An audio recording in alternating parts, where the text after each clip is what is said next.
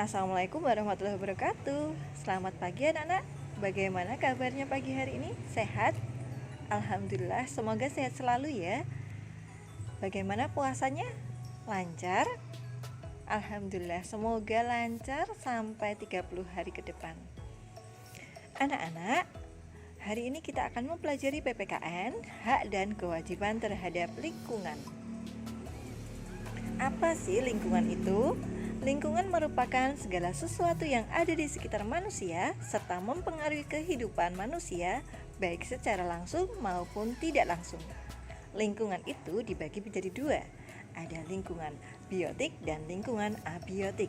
Lingkungan biotik itu berarti yang hidup, sedangkan abiotik yang tidak hidup. Biotik contohnya tumbuhan, manusia, seperti itu. Sedangkan lingkungan abiotik itu lingkungan yang tidak hidup, contohnya matahari, air, tanah, dan lain-lain. Jelas ya? Nah anak-anak, kita sebagai warga negara dan anggota masyarakat boleh sekali memanfaatkan lingkungan, baik untuk kepentingan pribadi maupun kepentingan bersama. Hal ini disebut hak terhadap lingkungan. Nah, namun dalam memanfaatkan lingkungan tetap ada batas yang disebut dengan kewajiban. Kewajiban terhadap lingkungan akan menjadikan lingkungan tetap bisa dimanfaatkan. Kita tahu kewajiban itu berarti yang harus dilakukan, ya. Nah, apa sih kewajiban-kewajiban kita terhadap lingkungan?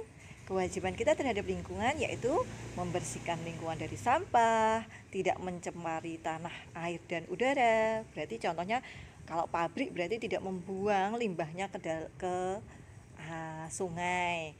Kemudian kita tidak boleh membakar sampah sehingga membuat atau mencemari udara atau menyebabkan polusi udara.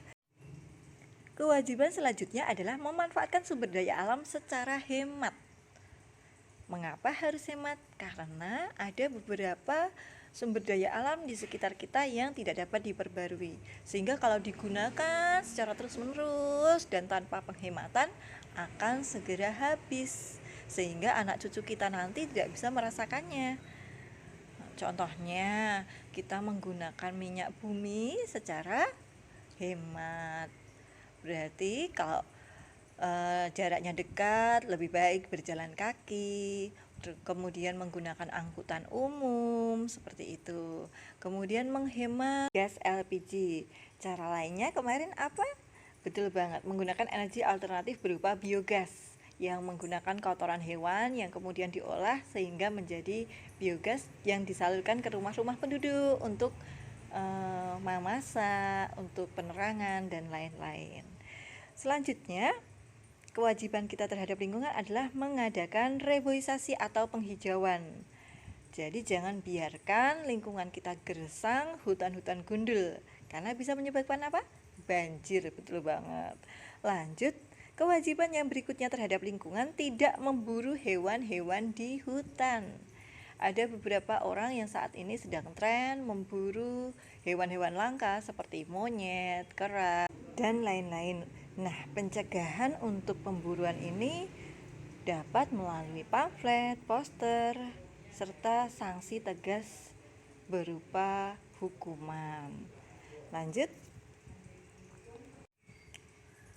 setelah kita melakukan kewajiban, tentunya kita dapat mendapatkan hak kita sebagai warga negara. Nah, hak kita terhadap lingkungan itu apa saja sih? Yang pertama adalah menikmati lingkungan segar. Jadi kalian kalau keluar ke jalan atau ke sawah gitu, ada udara segar lah, itu hak kalian untuk menghirup udara segar itu sebanyak-banyaknya, itu gratis sekali anak-anak. Kemudian yang kedua adalah mendapatkan lingkungan yang tidak tercemar. Itu juga merupakan hak kita.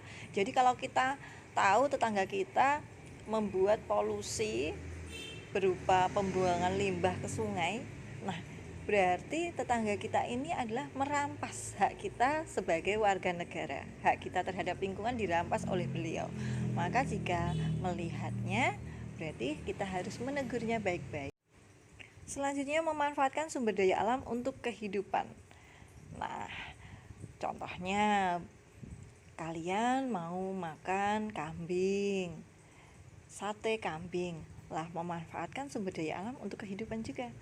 Lagi selain itu sayur-sayuran, kemudian batu bara, minyak bumi, boleh Bu, boleh. Asalkan tadi ingat kewajiban kita harus menghematnya. Walaupun kita juga mendapatkan hak kita, kita juga harus menghematnya. Selanjutnya adalah menikmati alam sebagai wahana wisata. Siapa di sini yang suka berwisata? Iya, berwisata bagus, baik untuk psikis kita. Namun ketika corona ini, mohon dikurangi, atau jika memang ada kegiatan wisata di keluarga kalian, tolong patuhi protokol kesehatan ya. Seperti itu. Selanjutnya adalah memanfaatkan alam sebagai sumber belajar. Oh, bisa toh Bu? Ya bisa dong. Jadi kalian bisa mempelajari metamorfosis atau siklus hewan, kemudian perkembangbiakan generatif maupun vegetatif pada tumbuhan, dan lain-lain. Nah, anak-anak, itu pelajaran hari ini yang dapat Bu Yulia sampaikan. Semoga bermanfaat. Maaf jika ada salah kata. Kemudian jaga kesehatan kalian, bantu orang tua kalian semampu kalian, patuhi dan selalu sopan kepada beliau. Jangan lupa sholat 5 waktu. Wassalamualaikum warahmatullahi wabarakatuh.